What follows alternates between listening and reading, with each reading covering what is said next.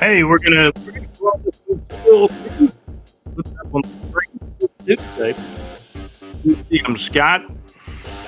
I'm Scott with the Teal Shirt Report podcast. Again, this is the Teal Shirt Report podcast, episode show number 48. Teal Tuesday, reporting this on Tuesday, August the 26th. We don't want to be too long today, but we wanted to get something out here on video. Episode show number 47 was audio only due to some video issues, but it was audio only. You can go to our website at bigjreport.com, listen to episode show number 47. And now we've got episode show number 48 on video. Got the bigjreport.com coffee mug. The Jaguars coffee mug, man, it cracked and fell into pieces. It broke. Does that break the curse? I see some interesting things happening as now the preseason is over. What an awful preseason. When you look at the records, last year the Jags 3-0. In the preseason this year, 0-2-1. The best ever was the New Orleans tie at 17-17, which the Jags had, I believe, a 17-3 lead at halftime.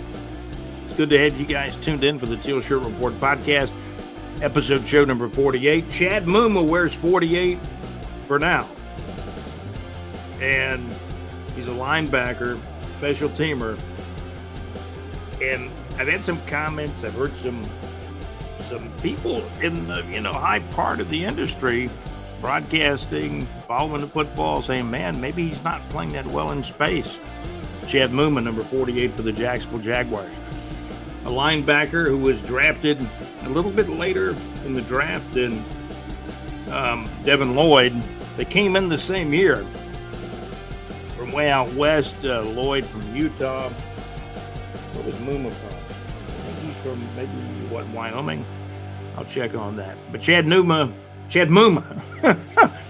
Man, the guy shows some chinks in the armor. We're messing his name up. Chad Muma. Maybe not playing that well in space. He's got to turn it up a notch. They all do. I don't want to get into the defense. My gosh. I love the DBs. I really like and love half the linebackers. The D-line, I tell you, that's a part of the team to really watch in 2025. And we'll be talking about it on the Teal Shirt Report podcast. Okay, so the D-line, we're not that fond of. They got a lot to prove. They've got some talent. Put out the effort, and hopefully, the players and the team will get a return. The key thing for me here at the end of the preseason is in the books. You lose to Miami Dolphins down in South Florida, 14-6. By the way, Mad Max, we got your the correct edit on madmaxmix.weebly.com and your Wednesday night show, and I appreciate Max having me on his show, at least once or twice a month on his show, and I enjoy being on. Max is getting to be like Johnny Carson. Man, his shows are full. He's almost booked. He does a lot of interviews. He's got a lot of requests. Even more than the interviews, but he's got a lot of listeners, a lot of requests to madmaxmix.weebly.com each Wednesday night. JC live from the pub on Thursday nights at lakeufallahits.com. We've got links to both of those shows on our website at bigjreport.com in the Neighbors 2 section. There's also an article going way back about Mad Max. The madmaxmix.weebly.com. Check out Max's article on bigjreport.com in the outside the box section. Got some classic stuff up there since we've been running the website for several years now.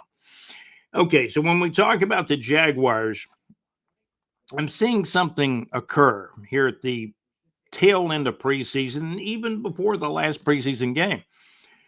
There were some trades made. The Jaguars traded Luke Fortner for a big defensive tackle. We'll see how that turns out. I like that move. The Jags needed another defensive tackle. and a guy that can, help to push the other guys. It's kind of what they're looking for.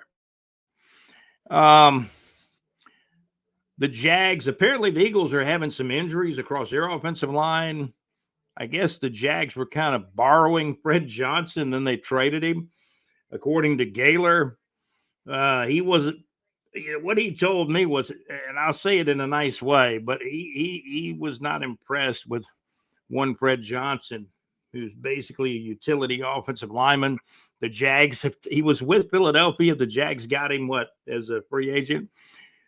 Not a top-notch free agent, but kind of a guy that can slot and play in case of injury, and a spot starter, and basically a backup offensive lineman. The Jags trade Fred Johnson back to Philadelphia for a 7th-round draft pick in 2026. Jaguars get a defensive tackle from the Saints for Luke Fortner. So what you're saying is, you got a lot of quantity, and you got to get rid of some of the quantity and figure out if you got any quality across your offensive line. Walker Little is going to start at left tackle. I saw him in a film. He was going up against Trayvon Walker to film. There's a lot of good defensive ends in the NFL, and some better than Trayvon Walker. I will tell you that. There's Luke Fortner, because he's going up against Trayvon Walker in practice in some, blocking and get around the block drills. Walker Little, who else are you going to put at left tackle? It's going to be Walker Little. Right tackle, Anton Harrison. It looks like Patrick McCary will start at right guard, the utility offensive lineman from the Ravens, who played in all 17 games in one spot or another with the Ravens.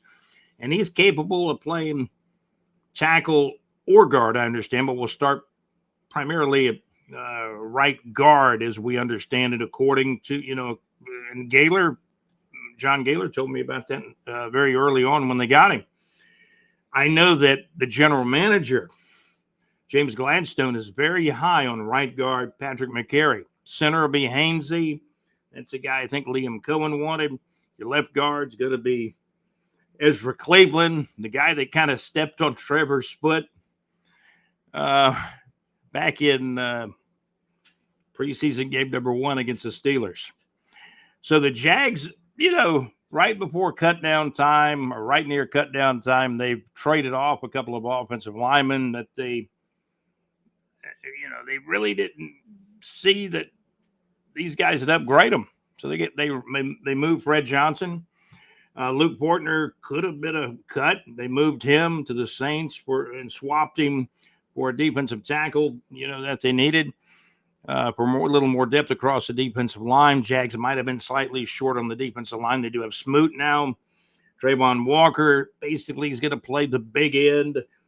So we got some guys on the defensive line, and they got to play better. That's what it comes down to. We do have the line on the game. There's an early line on the Jaguars game that our source, one of our real good sources, is putting out. I like the news. Carolina Panthers 0-0. Forget about the preseason. Everybody is 0-0. The Jacksonville Jaguars are 0-0. First game is going to be September the 7th. Where's the date of this game? Here we go.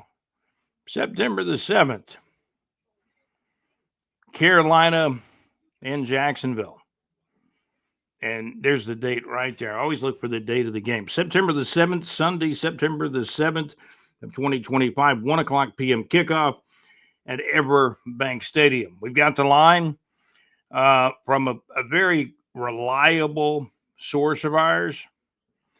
Okay, and this is good news for Jaguars fans. Our source has Jacksonville as a 3-point favorite at home. That's basically a home field spread, right? Jacksonville Jaguars home opener September the 7th of 2025 at 1 o'clock p.m. kickoff at Everbank Stadium on Sunday, September the 7th of 2025. Jaguars come in as a 3-point favorite, as now we're finally talking about the regular season. And our source likes Jacksonville to win the game, cover the spread, and the total will go under. And does that mean the game is a little bit agonizing? Maybe. It looks like the over-under is about 46 on this game. Total consensus of the over-under is about 46. Jaguars are 3-point favorite. Our source likes the Jaguars to win the game, cover the spread, and the total will go under in most cases, the 46 over-under. And that's what's going on with the Jaguars. Do we need to talk about anybody else? Well, we do. Brian Thomas Jr. is the team's number one wide receiver. Travis Hunter has not played since the Steelers preseason game. You got to turn him loose and see what he can do. You've traded a lot for him. Let's see what he can do. It's getting ready to start for real. Jaguars, Carolina Panthers on September the 7th at home at Everbank Stadium. SEC football, man, the top five, I'm a little antsy about some of these, but here's my top five in the SEC for college football. Georgia, Texas, Alabama, Florida, and LSU. Teams that could be a dark horse right under the top five. Texas A&M, Auburn, Tennessee, Ole Miss, maybe South Carolina. Rock bottom is Mississippi State. And Arkansas, Vandy, and Kentucky just slightly above rock bottom. That's kind of how I see the SEC so far, but we haven't really done I guess you'd say, a serious or complete BigJReport.com SEC power rankings, but that is coming. Florida Gators got a game coming up this weekend against, who is it, LIU? Florida should win big. We understand that the quarterback, DJ Lagway, should play and will play until he cannot play. And apparently the Gators do have a couple of decent backups at quarterback now, 4 or 5 stars in the wide receiver room. The defense has improved in the last year, going back to last season, with wins over LSU and Ole Miss. And everybody, all the Gator fans are looking forward to the season. That's kind of my quick take on the SEC. Jacksonville Jumbo Shrimp in minor league baseball. They're going to be in the playoffs in late September.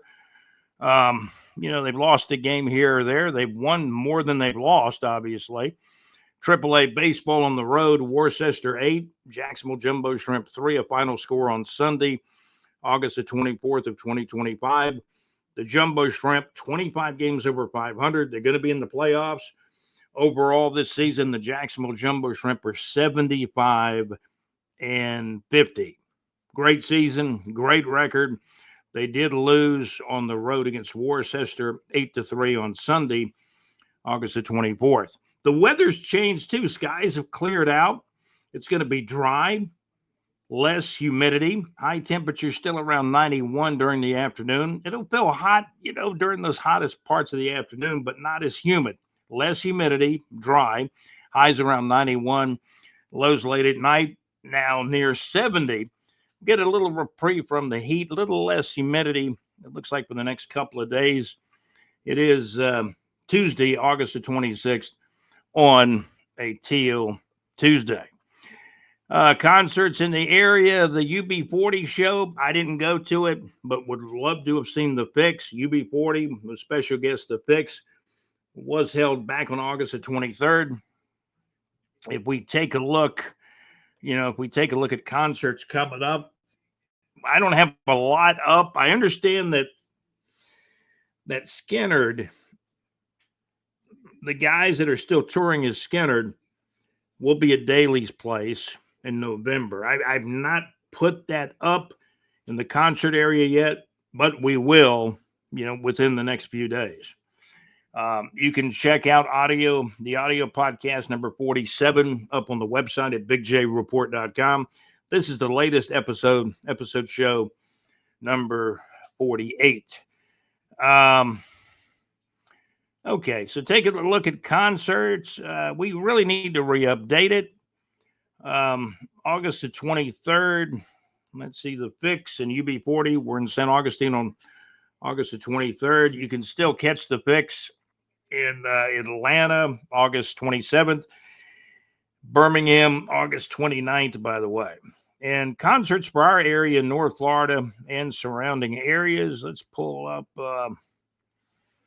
what we've got as far as concerts. Here we go. Peter Frampton looks like the next real big one up for my money. You might do a double take on this one. Peter Frampton. That's right. Peter Frampton on Wednesday evening, October the 29th of 2025 at 7 o'clock p.m. at the St. Augustine Amphitheater in St. Augustine, Florida. Also, another great event, tickets for Mickey Dolenz, last surviving member of the Monkees. Mickey Dolenz of the Monkees, Songs and Stories at the Florida Theater on December the 5th of 2025 are on sale now. Also, Carla Bonoff performing on Saturday, February the 7th of 2026 at 8 o'clock p.m. That's Carla Bonoff at the Ponte Vedra Concert Hall in Ponte Vedra Beach, Florida. So that's some of the latest concerts out there. Chad Muma, number 48. Was I going to take a look at Chad Muma as far as, let's see, Jags have traded a couple of offensive linemen. They're just, they got enough guys. It was just a glut of too many. And so now the Jags are getting it down to they had a lot of offensive linemen. Now they've traded a couple. They'll release a few. And the Jags, the good news is the Jacksonville Jaguars are actually a 3-point favorite against Carolina in game 1 at home. Our source gave us the spread. Jags a 3-point favorite. And our source likes Jacksonville to win the game and actually to cover the spread with the point total going under. We mentioned that a little bit earlier. So you got some news on the line as far as the Jaguars go. Chad Muma. I saw a picture of Chad Muma. He looked like he was in a good mood. Wears number 48. And Chad does wear number 48. He looks pretty good in the all teals, teal shirts, teal pants. I'm looking at that particular outfit with the black and gold Jaguars helmets. Let's talk about Chad Muma for a moment. I think I said he went to Wyoming. Am I right about that? I know that the other linebacker drafted the same year out of Utah, Devin Lloyd. And let's take a look. Yeah, let's take a look at Chad Muma, shall we? Chad Muma.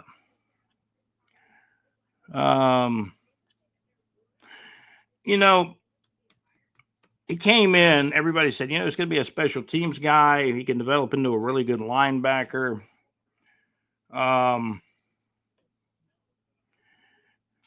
In the Jaguars, and this comes to us from a little article I'm seeing a bit of from MSN.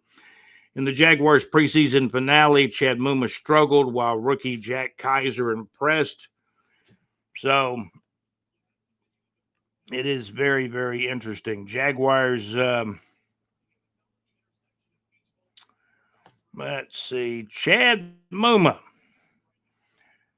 Here we go. Chad Muma. Man, it's time to turn it up a notch, right?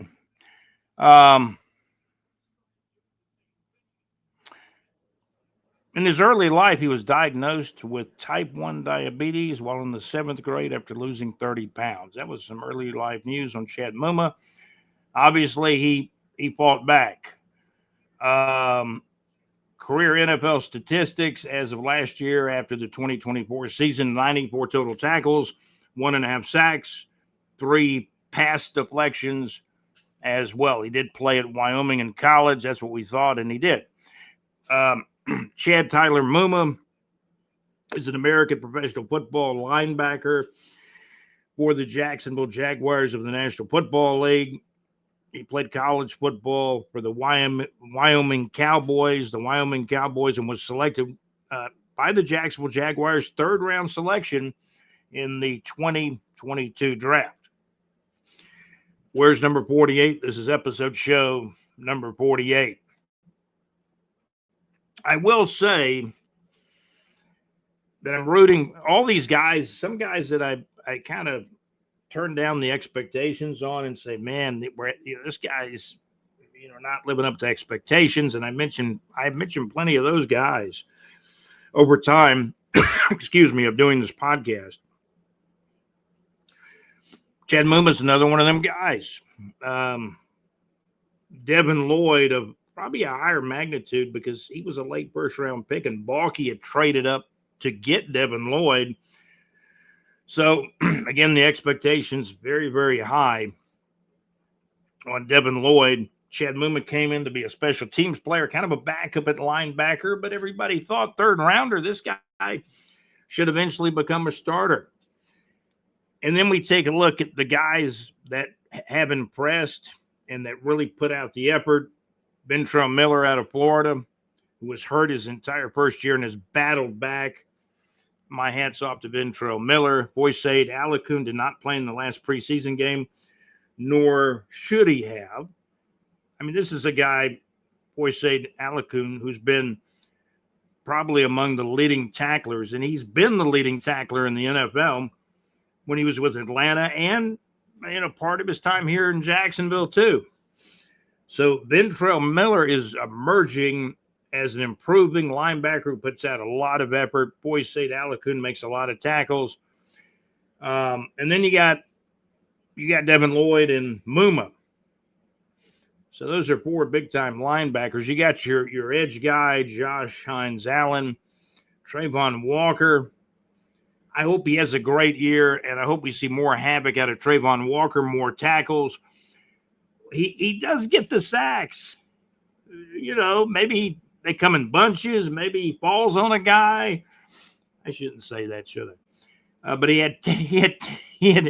I mean, he's a heck of a physical specimen. And going north and south, can be pretty fast for the size he is. Probably about 290, 294, somewhere in there.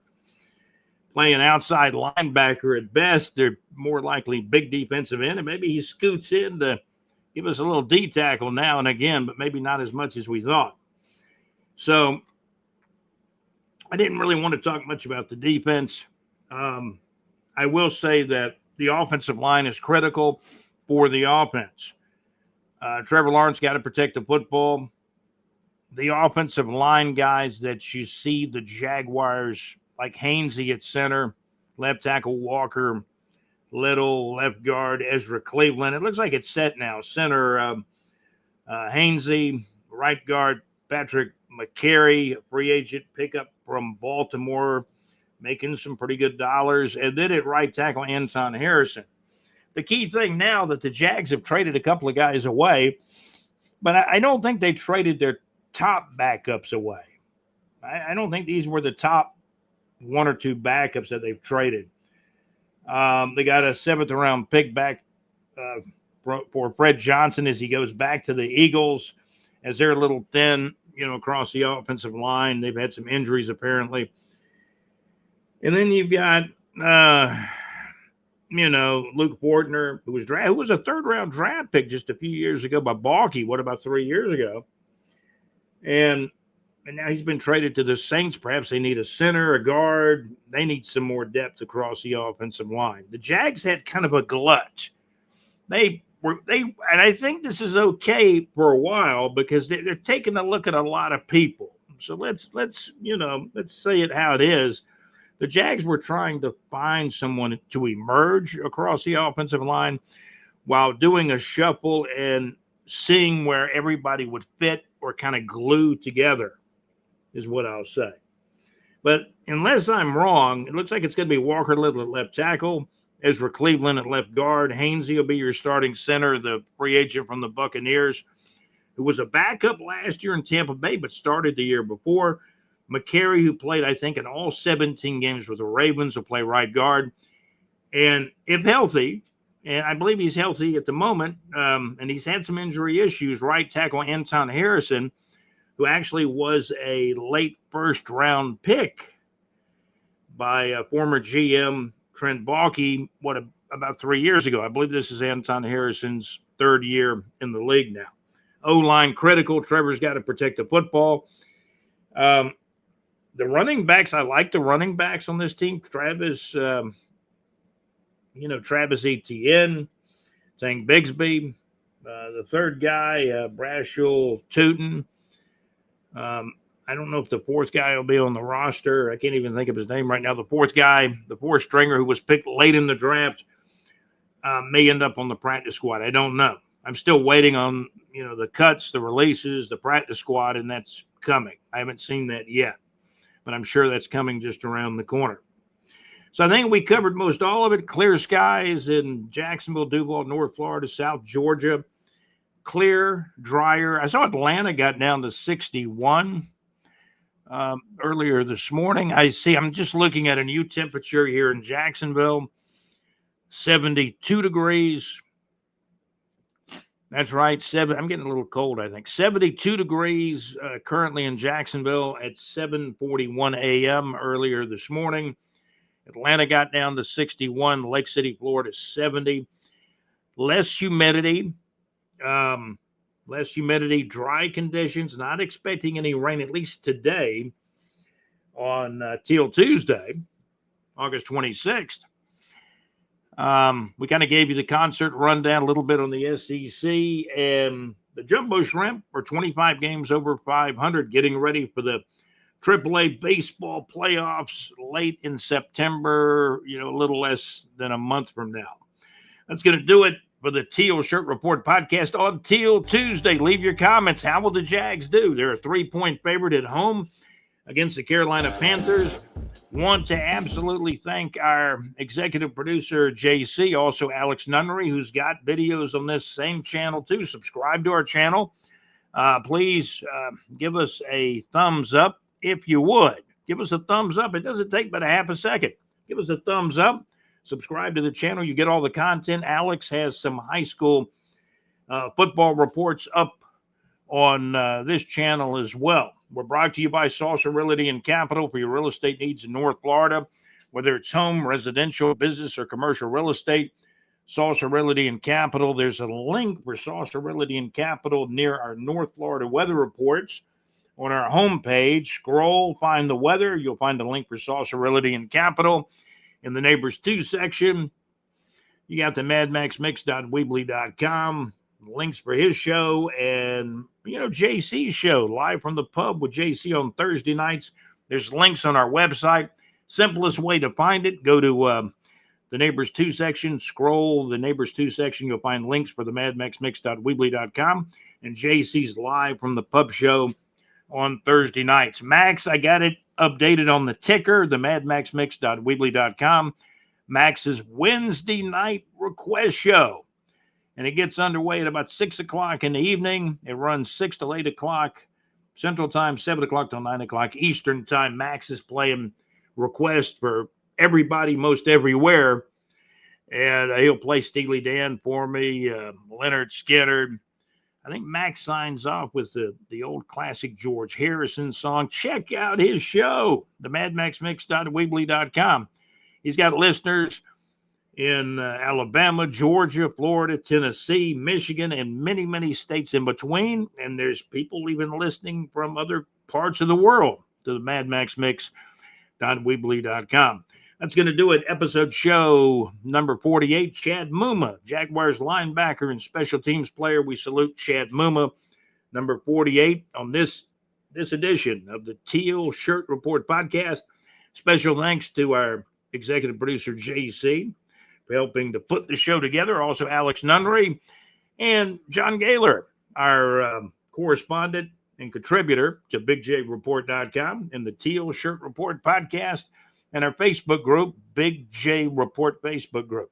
You guys have a great day. This has been the Teal Shirt Report podcast, episode show number 48. And yes, JC, we're absolutely under 30 minutes. We're like at 29, just barely over 29 minutes. That's going to do it for the Teal Shirt Report podcast. I'm your host, Scott. And hey, I'm out. You guys have a great day. Duval. Go Jags. Take care.